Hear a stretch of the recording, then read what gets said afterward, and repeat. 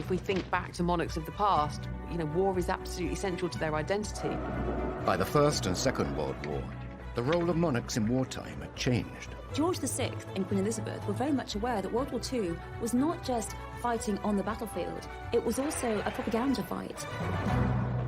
Tonight, how the Second World War redefined our royal family. We hear how the King and Queen Mother barely escaped with their lives during the Blitz. At 11 o'clock in the morning, a German bomber appeared from nowhere, flew over Admiralty Arch and down the Mall, straight into the palace, and dropped a series of bombs on the palace, one of which very nearly killed the King. How the royal family were just like the rest of us during the Second World War and got stuck into the war effort. This is the Queen with grease on her. I mean, this isn't just her with white gloves on, opening, you know, hospitals.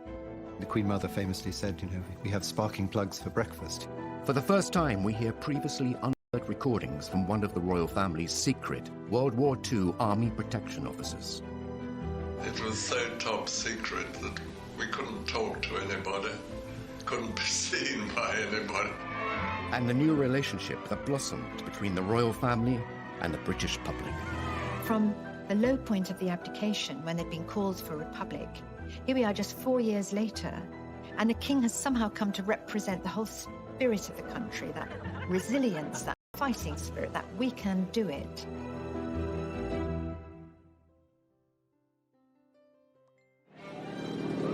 In the 1930s, the world was heading towards an inevitable war, and Britain had a new king. George VI and his young family were rebuilding public confidence in the monarchy after the shock abdication of his elder brother. Now the king faced an even greater challenge. This was an incredibly difficult testing time. Nazi aggression was really becoming something that just couldn't be ignored. The king didn't know whether he was going to have to be a leader in a time of crisis, a war leader. You know, we were pursuing a policy of appeasement. But with each crisis, we seemed to be coming ever closer to the brink of war. Just at the moment when the British monarchy looked like it was back on its feet, the nation, Europe, was plunged into spectacular crisis. On the 3rd of September 1939, the king addressed the nation to announce the country was at war. For the second time in the lives of most of us, we are at war. As he spoke, the words were hesitant, and there were long gaps, and the delivery was flat. Goebbels, Hitler's propaganda minister, wrote in his diary, another speech, it looks as though it's symbolic of the whole country, a sign of weakness. This would prove to be a miscalculation by Germany. King George VI was far from weak. As a young prince, he had fought for king and country. He was no stranger to the theatre of war. The King, of course, himself was a military man. He'd served in the First World War. He was a 20-year-old on HMS Collingwood during the Battle of Jutland in 1916. So he actually had wartime experience. In fact, he's the only 20th century monarch to have fought in a conflict zone. And then he finds himself in 1939 in charge of a country that, in many respects, isn't ready for war. And he leads from the front. Now king, George had no active military role, but he was determined to support troops fighting in his name. Once the war actually really moves into its ascendancy with the German attack from May 1940 onwards, he dedicates himself relentlessly to maintaining national morale. The king and his family were soon to prove to the British public that they would stand by them. They would face the hardships of war together. Suddenly Britain was galvanized to be on a war footing. And what was very, very impressive at the time is that the King and the Queen stayed. Many aristocrats in Britain fled when they heard that war was imminent, and they said to the King and Queen, you should go too, you should go to Canada, where you'll be completely safe. And they said no. The Queen made an announcement, the children won't go without me. I won't leave the King, and the King would never leave under any circumstances. The royal family embarked upon their own mission to raise the morale of the troops and of the public. They visited factories, they visited munitions, they visited troops all over the country. By all reports, the days that followed, productivity rates went up. There was a real sense that they galvanised people and given them a sort of new sense of vigour. Sequel to the Big Blitz, the visit of Their Majesties the King and Queen to districts in East London which suffered very severely. George VI and Queen Elizabeth were very much aware that World War II was not just fighting on the battlefield, it was also a propaganda fight. When they went around these bomb sites, people were just amazed. There was the Queen in all her jewellery and her furs, and on one occasion, there was a little dog who was half buried under rubble, and the dog was absolutely terrified, and no one could get it out. And the Queen knelt down, and she coaxed that little dog out of the hole. I mean, then there was cheers from all the crowd, and it's just little things like... Was not the only focus for the Luftwaffe. Coventry in the West Midlands had suffered a number of small attacks. On the evening of the 14th of November 1940, 500 German bombers flew over the city, dropping their bombs. The city, having been mercilessly bombed throughout a whole night without regard to military targets, now presents a grim appearance of devastation. Hundreds of civilians lost their lives. I mean, it was more intense bombing than anyone had yet experienced. In fact, Goebbels introduced a new word in the lexicon of horror to Coventrate, because 500 tons of high explosive bombs were dropped in one night. The city was just ablaze. It was a torch. You could see it 100 miles away. Nearly 600 people killed, and he was there immediately after to visit what was left. And apparently there's a story that these dazed, blitzed people who sort of had been bombed only a short time before all broke out into singing the national anthem. And remarkable man. The royal family's decision to remain in Britain meant that they were a direct target for the Third Reich. Though they were heavily guarded, George VI was keen to make sure that they could protect themselves if need be. The king insisted that everybody be trained in how to fire pistols and rifles. Both he and Queen Elizabeth trained every day by all accounts. The Queen Mother, Queen Elizabeth, she used to practice by shooting rats and was very proficient at targeting rats. She was not just this kind of like passive, wife of the monarch. She was there going, I might not be on the front line, but if you guys come into my back garden, I'm going to be ready for you. So there was a real sense of her being this kind of domestic warrior, and no one wanted to mess with her. Not for nothing did Hitler describe her as the most dangerous woman in Europe.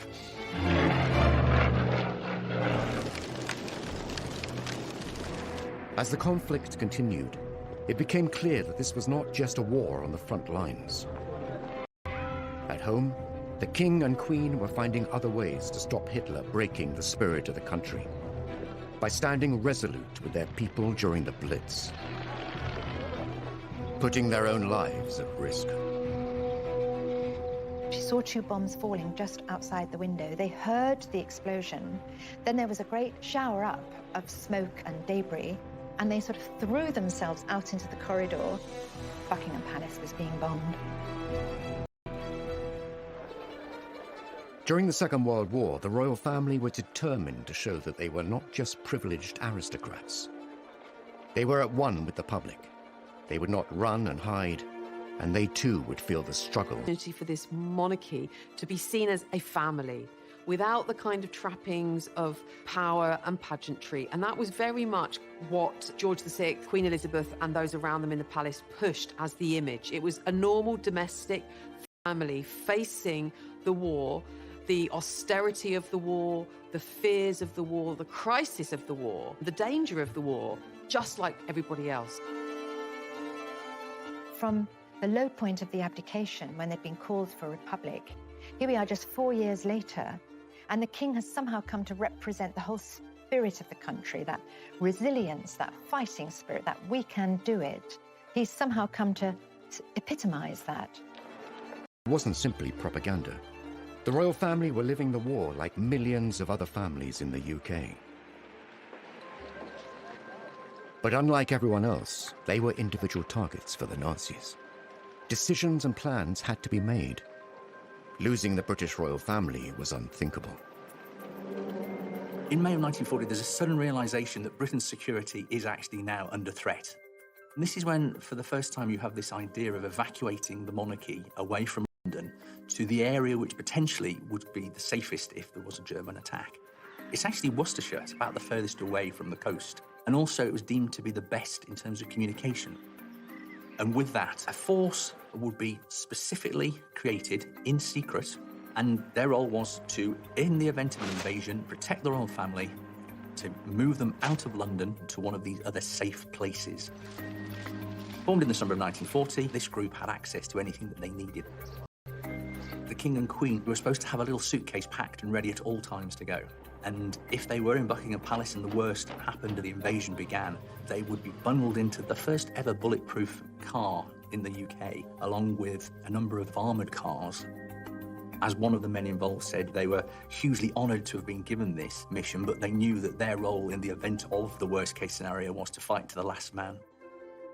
Professor Andrew Stewart spoke with one of those men charged with protecting the royals, Sir Geoffrey Darrell, before his death in 2013.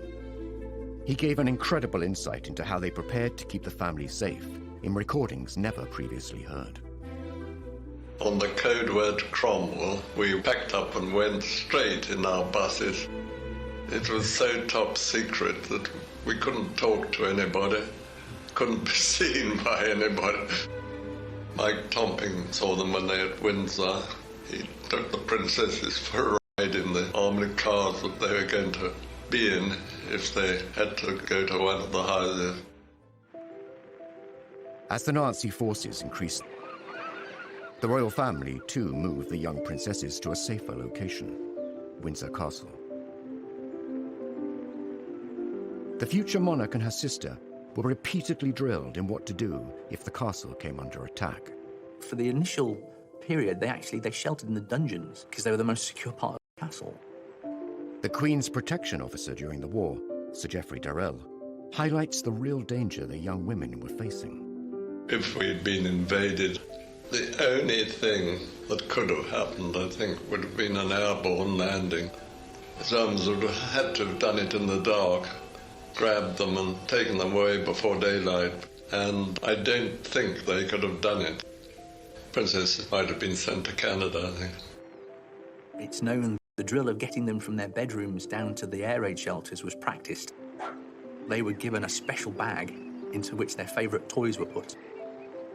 They practiced the idea of how to get ready quickly, so much so that they were able to do it in no time at all. Windsor Castle was a fortress. It was cold and dark. But the Queen and her younger sister still had a bit of fun. The king actually had a very good idea. He was going around Windsor Castle with his eldest daughter, Princess Elizabeth, and there was lots and lots of clothes and costumes. And he said, why don't we put on a pantomime? And it gave them something to focus on together. Actually, during the 5 years of the war, I think they put on 4 pantomimes, and they were fee-paying. So all the local people used to come as well. And Princess Elizabeth said, oh, we can't charge 7 shillings and 6pence for people to come and see us in a pantomime. And Margaret said, they'd pay anything to see us. As the war raged on, German forces disrupted the food supply chain into Britain. The whole country was put on rations in 1940. The royal family were no exception. They did make sure that they had rations.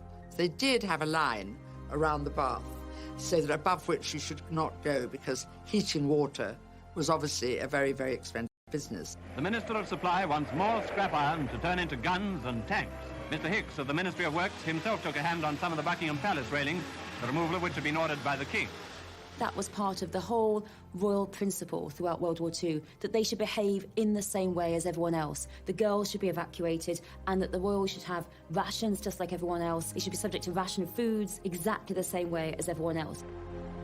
The British royal family remained in their own country, but the war had displaced other European monarchs. The King and Queen Mother hosted the royal refugees. And the king used to say, don't worry, I've got lots of socks, I've got lots of clothes, I'll kick you out. Actually, a lot of them just sort of looked like ordinary people, and, you know, a cleaning lady, they weren't in their robes or pearls or jewels because they didn't have them. And the Queen of Sweden was here. Wearing such humble attire, the Swedish Queen realized that if anything happened to her, no one would know who she really was.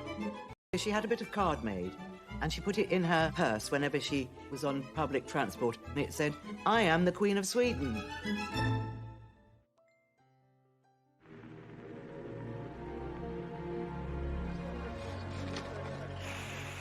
Families across the country were facing the loss of loved ones. Over 450,000 British lives were taken in the war. While the senior royals were not in active service, the King's brother, Prince George, the Duke of Kent, was serving in the RAF. He was tragically killed in a plane crash while on duty. It brought home just the tragic losses that basically everybody was not far removed from. Most people in their families, of course, had lost someone, and the royal family, in that sense, were no different. Well, this is what Queen Mary said, you know, everybody is losing family. We can't break down. We have to be strong and set an example. Now we've lost some family too. So many people had lost husbands, sons, brothers. They didn't feel they could call attention to their loss. It was just a very small funeral. And there's a very evocative description by Noel Coward, because when everyone was trying so hard to control their grief, when the coffin was brought in with his RAF cap on it, Noel Coward says he could feel his face. He just had tears rolling down his cheeks, and he was relieved to see that the King and Mountbatten were exactly the same. Aerial bombing raids were happening across the country. London was bombed more heavily and more often than other cities. Now, civilians were in Hitler's sights.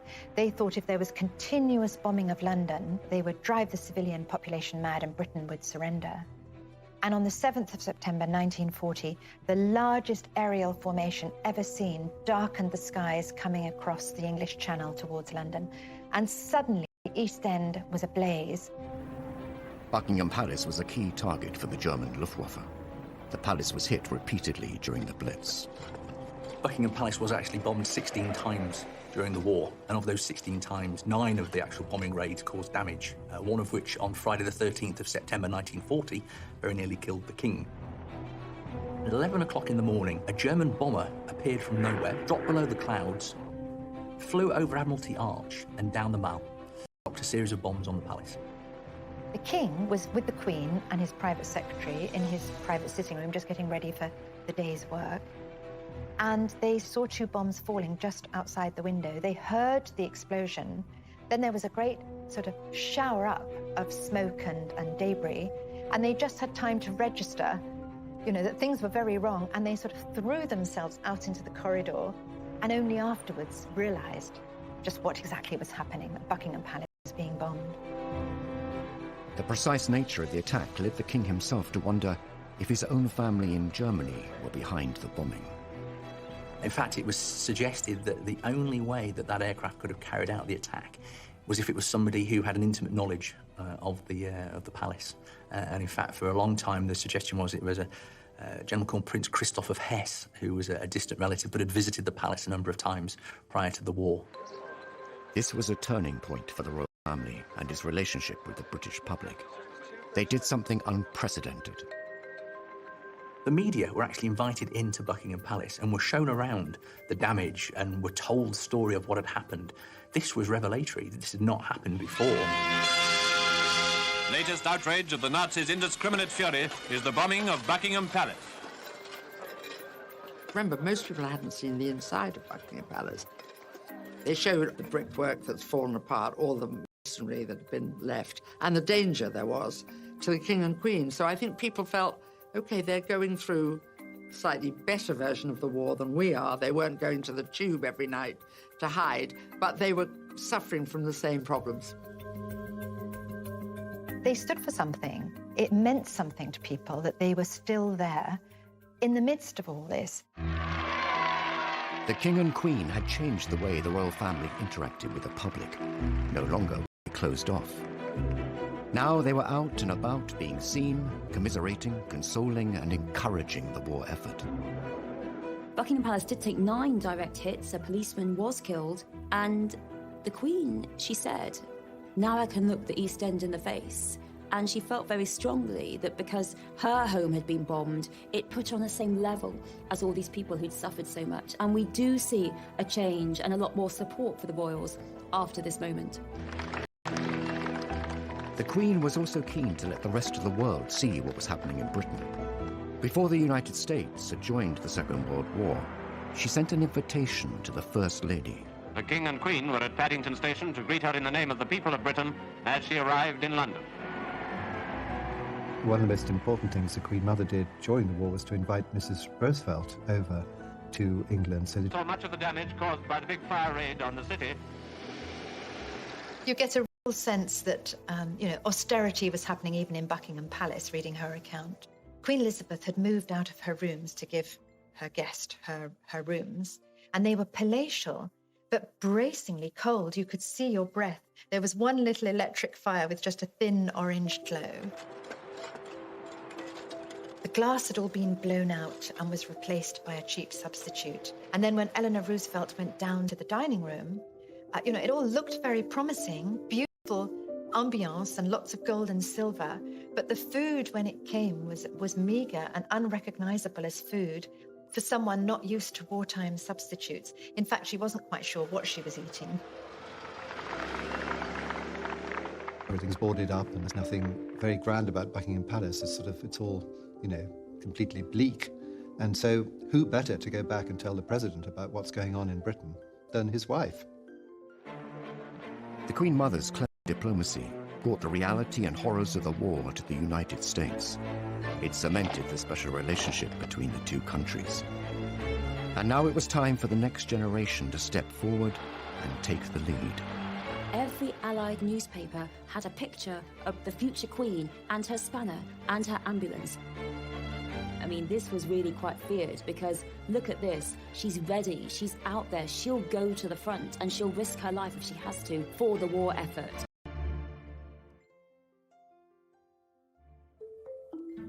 Historically, kings and queens were conquerors, bringing back the spoils of war. Monarchs like Henry IV and George II were seen on the front line. The monarchy really had always in history been about military pursuits. I mean, that was really, you became monarch through military might, and one of the kind of key aspects of being monarch was defense and being seen to lead an army into war. I mean, if we think back to monarchs of the past, war is absolutely central to their identity. By the Second World War, things had changed, and it was the battle on the home front that would win public support. With George VI, it wasn't that he was going to be on the front line with the troops, leading troops into battle, but he was seen to kind of shore up the home front. And in that sense, he had a very active role in the war. He was part of the forces, even though he wasn't actually fighting. War was raging across Europe, and the King and Queen Mother remained in London with their daughters safe in Windsor. The Queen and her younger sister Margaret were growing up and wanted to be more involved in the war effort. At just 14 years old, the Queen reached out to other children across the empire. She did away from their parents, again, just like her mother, really saying, come on, guys, we've got to step up, we've got to steel ourselves, we've got to do the right thing for the right cause here, be brave, be brave. My sister and I, all of us children who are still at home, think continually of our friends and relations who have gone overseas, who have travelled thousands of miles to find a wartime home and a kindly welcome in Canada, Australia, New Zealand, South Africa, and the United States of America. We know, every one of us, that in the end all will be well, for God will care for us and give us victory and peace. And when peace comes, remember, it will be for us, the children of today, to make the world of tomorrow a better and happier place. It's one of the first public things that she ever did, and Princess Margaret chirps in at the end to say goodnight to them. Come on, Margaret. Good night, children. Good night, and good luck to you all. Children, of course, lost family, and they did a charming broadcast, and it was also sent to America because at that time we were still trying to entice America into being on our side. The Queen soon took on other public duties. On the 21st of April 1942, she turned 16 and was appointed Colonel-in-Chief of the Grenadier Guards by her father. That same day, she made her first official public appearance as she inspected her troops. She was only a child when war broke out, really very young, and she had to grow up without her parents, but also expected, really from quite a young age, to take on a leadership role. That was her first big responsibility, and so she took a great interest in her regiment and, very much involved with their activities. In 1945, aged 18, the Queen insisted on joining the Auxiliary Territorial Service, the women's branch of the British Army. Women were suddenly supposed to go to work, to go to the factories, to learn to be mechanics while the men were away fighting. And, the Queen and Princess Elizabeth were like, well, I'm just going to do the same thing. And so it was very much, if it's good enough for them, it's good enough for us, and we're no different. We don't require special treatment. She was absolutely determined that she would go out there and join in with other girls. Even if she couldn't do it, even if it was difficult, even if she made a fool of herself, she didn't care. She wanted to go out there and do her duty. George VI had said, hold on a second, no, this is not a job for you. And Princess Elizabeth, of course, our current queen, was like, absolutely not. I'm rolling my sleeves up. I want to join. I want to enter the war effort. And of course she did. And we see that amazing footage of her. She had to undergo 6 weeks of training. And 6 weeks of training were all about trucks, because that's what the ATS did. They drove people around, troops, bits of equipment, whatever the army needed, round in trucks. The Queen Mother famously said, we have sparking plugs for breakfast, so the Queen was obviously very interested in all that. The Queen rose quickly through the ranks. In a matter of months, she was promoted to junior commander, the equivalent of army captain. She just seems to be this sort of ageless icon. But when you look at her role in the war, she was this attractive woman, but a kind of active woman who was dressed in khakis, who was dressed in overalls. This is the Queen with grease on her. I mean, this isn't just her with white gloves on, opening, hospitals or, unveiling plaques. This is her actually doing a job of work. She served. She was the first, woman royal to be in the armed forces. So she led from the front. She delivered and she did what she needed to do. And I suppose she's lived that out ever since. And her remarkable longevity and sense of duty. And I think the Queen never took the easy path. And it would have been quite easy for her not to join the ATS, to stay in Windsor Castle with Margaret. Images of the future Queen in overalls driving large vehicles were widely distributed and became a powerful propaganda tool.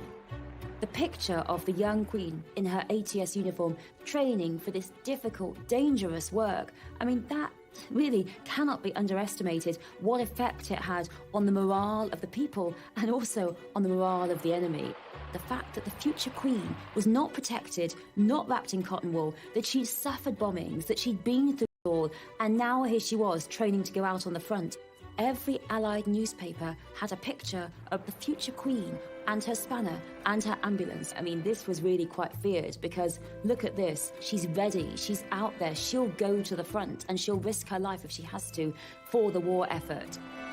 She's always said she had a very happy time meeting other girls who'd volunteered and worked for the ATS. And in a strange way, a lot of people of that age say some of their happiest moments were in the war, when suddenly urgency and being useful were very important, whereas before women, not many had worked, many were just sitting around waiting to do something. But she qualified and drove her lorry into London. She'd learnt to strip down an engine, she'd learnt to change a wheel, she'd learnt to drive a heavy lorry and how to load it. And she proudly drove into London. Apparently she went round Piccadilly Circus twice. Wasn't sure how the roundabout worked. It wasn't all work and duty for the Queen. Romance was blossoming. Her future husband was on the front line serving. Philip of Greece, when she was 13 and he was 18 at Dartmouth Naval College, he was a top cadet, he was going off to war, and he was absolutely charming to her. She records that they went for tea on the royal yacht, because of course they're related, and after tea the royal yacht sailed away and all the cadets followed in their boats, but Prince Philip was the last one to turn back and the king had to actually command him to go. He was a distant relation. He was produced on that occasion to look after the two princesses, and that's always where they say they focused on each other. And of course he had a very, very good war. He described to me once that during the war, he had no family in England. His mother was living in Greece, and of course he was Greek, and there was a certain wish or wonder, would he join the Greek Navy? But he decided that he'd done some training in Britain. And of course, he'd lived in Britain because his family had been exiled. And the Greek Navy was very small, and I think he thought he wouldn't see much action, so he joined the British Navy. He kept in touch with Queen Elizabeth during that time. In fact, she had a photograph of a naval officer with a beard on her table, and that was Prince Philip. He had a beard in those days, but I don't think it fooled anybody, but he was slightly disguised, I suppose. The war creates and cements the romance between Philip and Elizabeth. They don't see each other much, but they think about each other a lot. In July 1942, while second in command of HMS Wallace, Philip made history when he devised a plan that would save all on board. He was to become a war hero. Philip played a really immensely important role in the war in various ways, but perhaps no more so than the Allied invasion of Sicily, when there was a real danger that his ship was going to be bombed by the German Air Force. And so he came up with the idea of basically sending or throwing off the ship a raft and sort of lighting the raft and using that as a decoy and drawing the German bombers to that target whilst the warship moved away. And this was, by the accounts, relatively recent accounts of those on the ship, said there's no doubt in the minds of many of those who served on that ship and who are alive today that, you know, Prince Philip's quick thinking saved the lives of the men on the ship and saved the warship. So he was, you know, quite the hero. The Second World War created many heroes, and the king would find a way to honor them all. None were more deserving than the people of Malta, where, despite personal risk, the king visited to express a nation's gratitude. Malta, that little island in the middle of the Mediterranean, was very strategically sited for airfields and harbours to support the North African War, and as a result, it had ended up being one of the most bombed places on earth, and its 250,000 people desperately hungry. And the king wanted to acknowledge their bravery and their valour. With the enemy just 60 miles away, the king arrived in Malta on the 20th of June 1943. There is this simply wonderful moment when finally he can get there. And it's a beautiful morning. Even at a distance, he can hear that word has spread that the whole jetty of the Grand Harbour in Valletta is absolutely crammed with people, cheering, shouting and waving. And the king is a solitary figure, slight figure in a white uniform on the bridge of HMS Aurora, giving the salute. And as he approaches, the roar became tumultuous. People were so pleased. Here was their king. The king bestowed the George Cross on the entire island, which had the effect that every fisherman and every man in a boat or every man walking the street felt that he, in a sense, had got the George Cross, you know, as a brave island. He wrote to his mother afterwards, entering that Grand Harbour of Valletta. It was a moment he would never forget. Finally, the tide of war was turning. The door was being opened to the possibility that we could win, and there was a hit song, Coming In on a Wing and a Prayer, which was all about coming in with the engines down and everything's gone wrong, but we're going to get home. And the princesses loved this. There's a gramophone at Balmoral, and they played this song over and over with the Queen and danced in the corridors. There was a real sort of lighter mood at last, some possibility of real hope. The Allied forces saw victory on the horizon. Soon, the future queen and her younger sister would enjoy a rare moment of anonymity, up close and personal with their subjects. The king, who was such a cautious man, he too was so happy. He said, yes, off you go. On the 8th of May 1945, after 6 long years, the Prime Minister announced that war had come to an end. The country woke up to the wonder of it all. VE Day, Victory Day, a day like no other, a day they had, you know, been fighting for.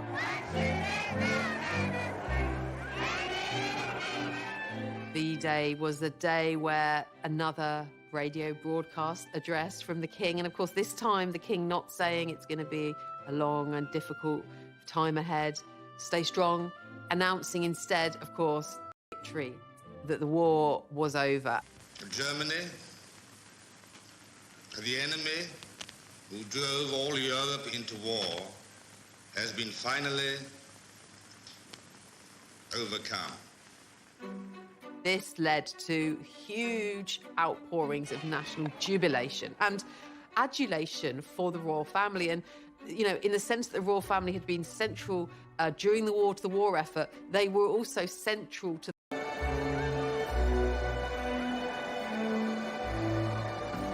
Then the crowd makes its way to the Mall.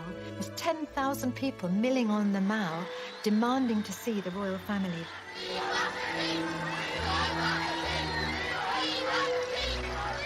After years bound by the constraints of war, the future queen and her sister Margaret were desperate to get in amongst the celebrations. This day marked an amazing moment. There were crowds. Everyone rushed into the streets. It was this great moment. And the two princesses said to the king and queen, "Can we go outside with all those people?" And the king, who was such a cautious man, he too was so happy. He said, "Yes, off you go." And that seems unbelievable because it was absolute chaos outside. The young queen went out in her ATS uniform, and initially she'd pulled her cap down, but then she was told she couldn't go out with the uniform incorrect. She had to put it back up, and she was a bit concerned that people would recognize her.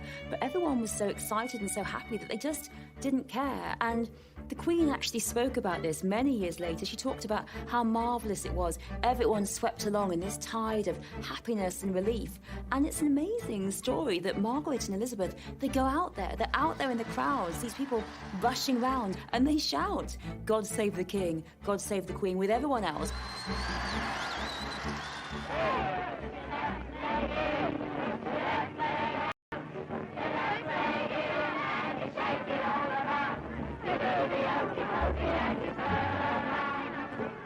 There was this wonderful moment as dusk fell and Buckingham Palace suddenly was floodlit. Lionel Logue, the King's speech therapist, was outside Buckingham Palace and he could see it all. He said the Queen's tiara caught the lights. It just seemed almost magical, like a fairyland. You know, suddenly there was light and cheering. And it went on for so long. They came out onto the balcony 8 times. It just seemed like, in that moment, the quintessential moment of victory. It wasn't just a military victory. It was a personal victory for the king. George VI, for all that he had a stammer, for all that he didn't want the role, for all that he dreaded the role, he had become the war leader, the king the country wanted. So it was an incredible turnaround for the monarchy. The great irony is that George VI was never supposed to be king. And on paper, he did not have the credentials of a king, but he was in fact made for the moment. He was actually exactly what Britain needed at that time. Almost as soon as the war is over, people turn their attention to the princess, to the heir, and her wedding, of course, 2 years after the end of the war, is all about light and rebirth. Elizabeth is crowned queen just 7 years later. Each year, she stands alongside the servicemen and women in solidarity and remembrance, as her parents once did. I think it's very moving that we hardly ever see emotion from the Queen, but one occasion is when she was mourning veterans. She served alongside so many other young people, but so many of them are no longer with us. And I think the Queen, throughout her reign, has been particularly concerned with veterans, how they've suffered, with commemorating veterans and commemorating the war, and really that reflects her own experiences of World War II.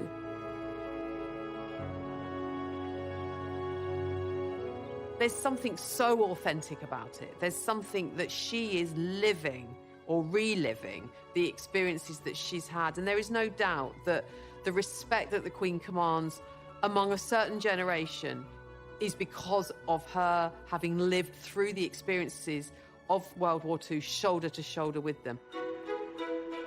The Queen's experiences during the Second World War have undoubtedly shaped her life as a monarch. World War II is absolutely central to an understanding of the Queen, who she is, where she's come from, and why she has the sense of duty and devotion to the realm, to the national spirit. That completely explains it. For the Queen, watching her father step up to the role of king and lead during the Second World War has instilled an unwavering commitment within her. For her, war founded her character. It gave her the belief in sacrifice, in frugality, and in duty that she would carry through for the rest of her life and try and instill in her children, to make them too understand what a sacrifice her generation went through.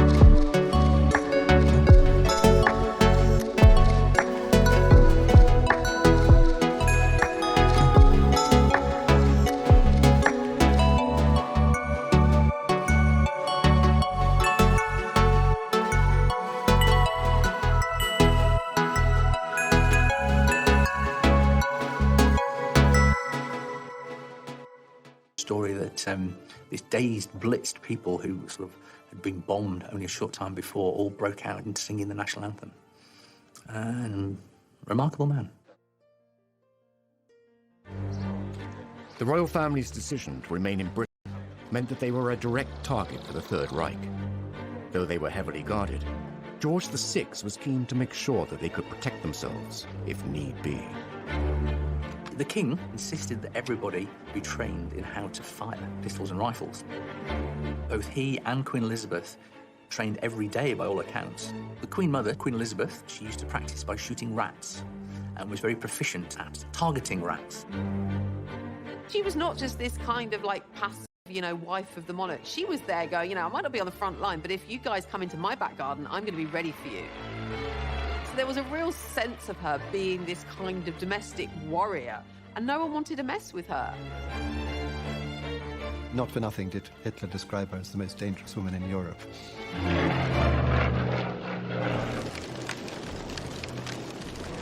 As the conflict continued, it became clear that this was not just a war on the front lines. At home, the king and queen were finding other ways to stop Hitler breaking the spirit of the country by standing resolute with their people during the Blitz.